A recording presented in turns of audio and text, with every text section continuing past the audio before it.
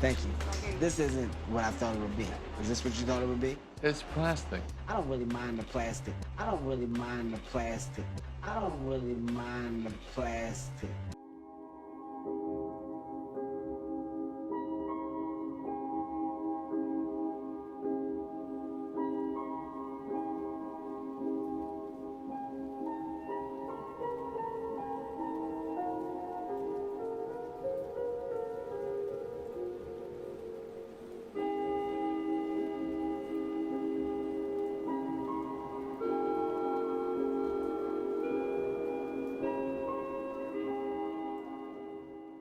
As the dangers of oil and climate catastrophe become increasingly apparent, society is doing the work to avoid gas-guzzling cars and switching to electrified infrastructure.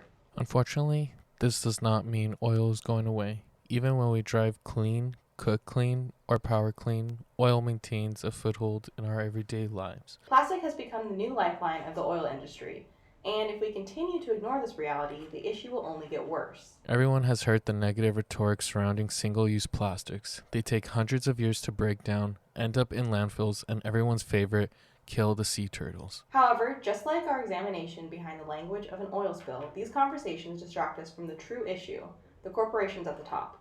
We need to pressure oil companies in the United States, specifically Exxon and Shell, to take responsibility for both the pollution risk of plastic and the environmental justice ones. Oil refineries are purposely set up in low-income neighborhoods that lack political prowess. The plastic production process has been linked to a variety of health issues such as premature births with some low birth weights, lung cancer, diabetes, and asthma.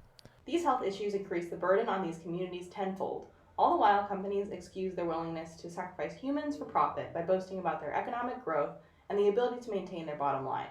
Once again, it's profit over people. In the United States, Louisiana, California, and Texas are some of the leading plastic producing states. We want to take a look at each of these cases one by one to gain an understanding of which communities are impacted and how oil companies are responding to or ignoring calls for justice. In southeast Louisiana, petrochemical plants rule over residents like an evil overlord. Understanding why this region has been nicknamed a polluter's paradise and Cancer Alley is not difficult. Billion-dollar refineries are easily built next to struggling communities due to cheap land, the benefits of the Mississippi River access, and local leaders who see oil investment as positive economic development. What about the cancer nickname? That's the kind of label a region earns when the cancer rate is 50 times the national average. Looking at our map, we can see the dangers. Using data from the Environmental Protection Agency's Environmental Justice Map, this Cancer Alley region is in the red zone when it comes to air toxins cancer risk factor. These two labels of Polluter's Paradise and Cancer Alley can also be seen next door in Louisiana. Even without the fun nicknames, Houston, Texas has also become a safe haven for oil and gas. Moreover, having so many companies in operation means blame is constantly being shifted around. What is the purpose of all these petrochemical plants? What is worth poisoning people's homes and bodies? And the sad answer, at least in part, is plastics. It is why Yvette asks us to reconsider our relationship with this material we probably interact with every day in the most mundane and thoughtless ways. Plastic bags, plastic wrapping, plastic bottles, plastic cutlery, plastic anything and everything.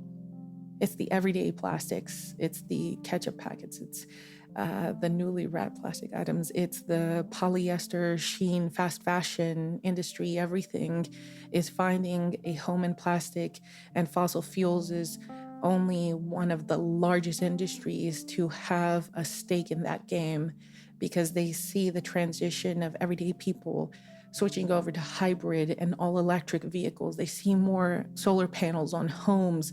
They see the growth of solar and wind in states like Texas. Texas is the largest producer of wind. So oil and gas is trying to set out a lifeline that can keep its profits coming at a consistent rate